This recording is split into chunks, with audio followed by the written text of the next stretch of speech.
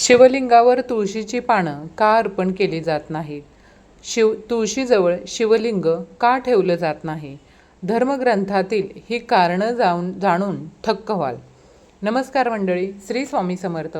आजच्या या व्हिडिओमध्ये आपण ही कारणं कोणती आहेत ती जाणून घेणार आहोत. पण जाणून घेण्यापूर्वी चॅनलवरती जर नवीन असाल तर चॅनलला लाईक करा, शेअर करा आणि सबस्क्राईब करायला अजिबात विसरू नका. चला तर मग आपल्या व्हिडिओला सुरुवात करूया.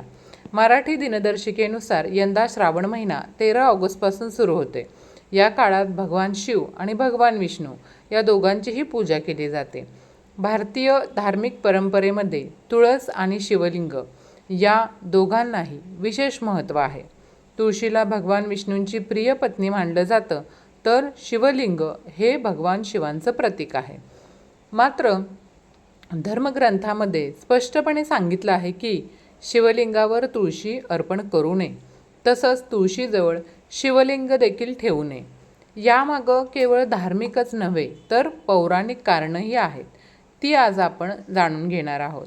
तर यामध्ये आपण सर्वप्रथम पौराणिक कथा जाणून घेणार आहोत. हिंदू धर्मातील एका पौराणिक कथेनुसार शिवलिंगावर तुळशी का वाहत नाहीत हे आपण कथा छोटीशी ऐकणार आहोत.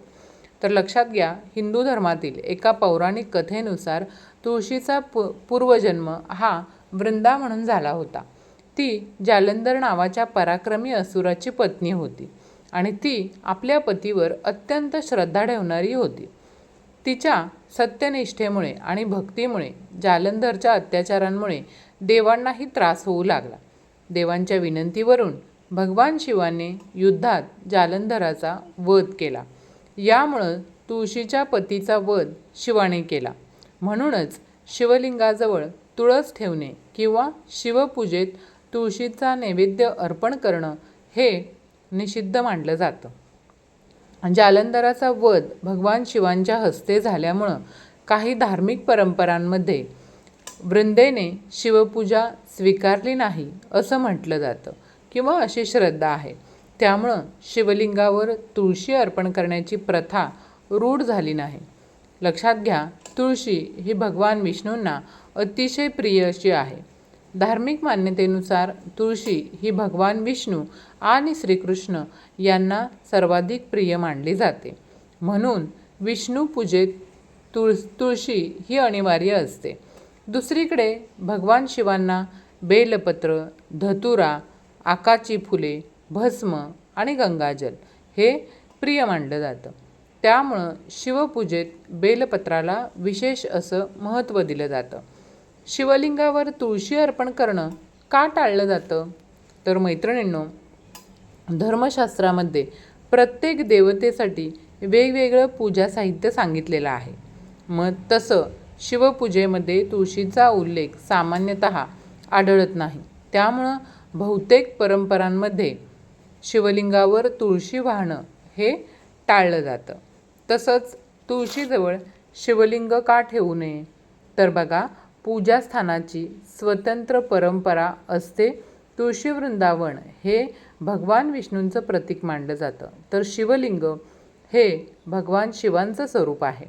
दोन्हींच्या पूजेचं नियम वेगळे असल्यामुळं त्यांची स्थापना ही आपल्याला स्वतंत्र ठिकाणी करण्याची परंपरा आहे किंवा स्वतंत्र ठिकाणी करावी. अभिषेकामुळे तुळशीला त्रास होऊ शकतो. शिवलिंगावर नियमित जलाभिषेक होत असतो बघा. दूध, पंचामृत, पाणी इत्यादी अर्पण केलं जातं आणि या अभिषेकामुळे तुळशीला त्रास होऊ शकतो. तसंच हे पाणी तुळशीच्या मुळाशी सतत गेल्यास रोपाचं नुकसान होऊ शकतं. त्यामुळंही दोन्हींच्यामध्ये अंतर ठेवणं योग्य मानलं जातं. धार्मिक मान्यता अशी आहे की अनेक घरांमध्ये आणि मंदिरांमध्ये तुळशीचे वृंदावन आणि शिवलिंग वेगवेगळ्या ठिकाणी ठेवण्याची परंपरा पाळली जाते. ही श्रद्धा आणि स्थानिक धार्मिक आचारांवर आधारित असते. तर बघा, लक्षात घ्या की ही श्रद्धा आणि स्थानिक धार्मिक आचरणांवर आधारित मान्यता आहे. आता तुम्हाला लक्षात ठेवायच्या कोणत्या गोष्टी आहेत ते आज आपण पाहूयात. शिवलिंगावर नेहमी बेलपत्र, गंगाजल, धतुरा किंवा पांढरी फुलं अर्पण करावीत.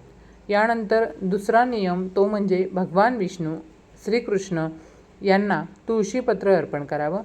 तिसरा नियम, तुळशीजवळ शिवलिंग न ठेवणं ही पारंपरिक धार्मिक मान्यता आहे. याचं पालन आपल्याला करायचं आहे. आणि चौथा नियम म्हणजे याबाबत विविध संप्रदायांमध्ये काही मतभेद हे आढळू शकतात. तर या व्हिडिओमधील माहिती तुम्हाला उपयुक्त वाटली असेल, व्हिडिओ आवडला असेल तर चॅनेलला लाईक करा, शेअर करा आणि चॅनेलला सबस्क्राईब करायला अजिबात विसरू नका. व्हिडिओ संपूर्ण पाहिल्याबद्दल मनापासून आभारी आहे. धन्यवाद.